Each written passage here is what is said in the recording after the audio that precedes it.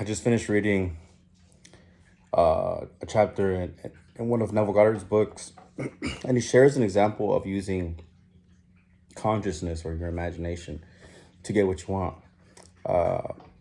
And the example is of the lion's den in the Bible.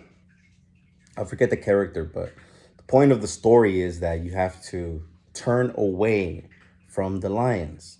In the story in the Bible, the character looks towards the light, that is God. If you have any familiarity with texts of the Bible or science, that all things are light, everything is light. Okay, that things that are visible that we can like touch, but if we zoom out into outer space, it's darkness. Because why? We are the light. We are the light. Our consciousness is light, and we create light. And the earth and planets are just little tiny, like insignificant things in the outer space. So everything out here is really darkness. We are the light. So why look towards darkness for the answers when we are the light? We are the creators. So to get out of whatever situation that we don't want, we must go within ourselves, go to the light, go within, or just riff off an affirmation or an affirmation that helps you out. At least for me, I'm successful with affirmations. If I see something that I don't like for example, my cat Spike, he ran away, or something happened. He jumped out of the window. He was gone for a week, and he came back the day after. Excuse me, 4th of July, and I had done an affirmation. I was like, okay, how do I feel now that Spike is back? Right, and I would feel the feeling of it, even though I was crying, because I did cry a little bit. I remember that day. I think I was arguing with my girlfriend. We weren't arguing, but we were going over something that was bugging her, and she said some really mean things. She's like, "You don't please me physically," and she actually said something else like that she doesn't trust me, right? But this is all like in the heat of the moment, so I stayed grounded.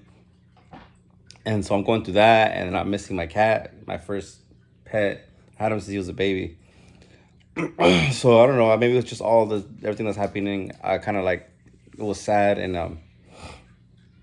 I was thinking of how he was missing, and so I was kind of like crying and like petting him, and like in my imagination. So my imagination actually was stronger than how I was feeling, because my imagination was right there, and I was just so happy that he was back. I'm like so happy.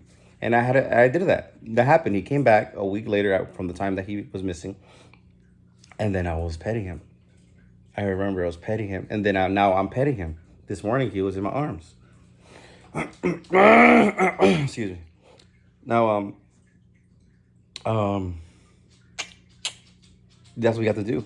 I wasn't looking at facts, at the physical world, and saying, where is he? He's gone. He's gone. Before I slept, this is at night, before I'm sleeping, I'm petting him. I'm petting him. Petting him. And then my girlfriend got out of the shower. She came, laid down next to me.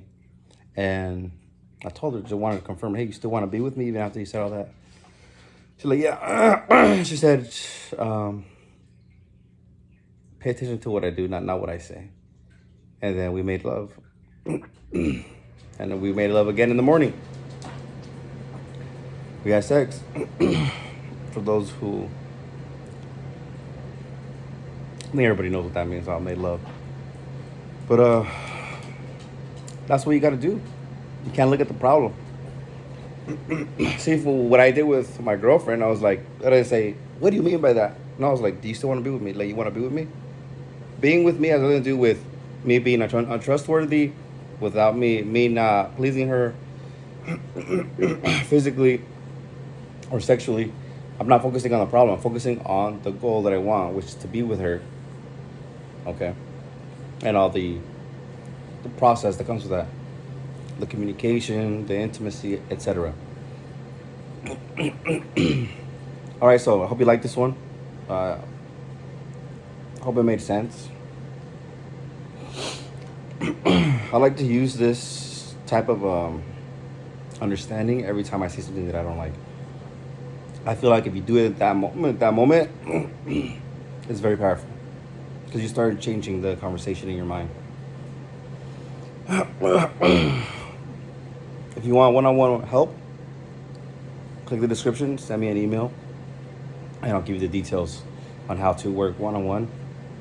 And if you like the video, make sure to like, comment, subscribe, and share it with 3 friends who it could benefit. Peace.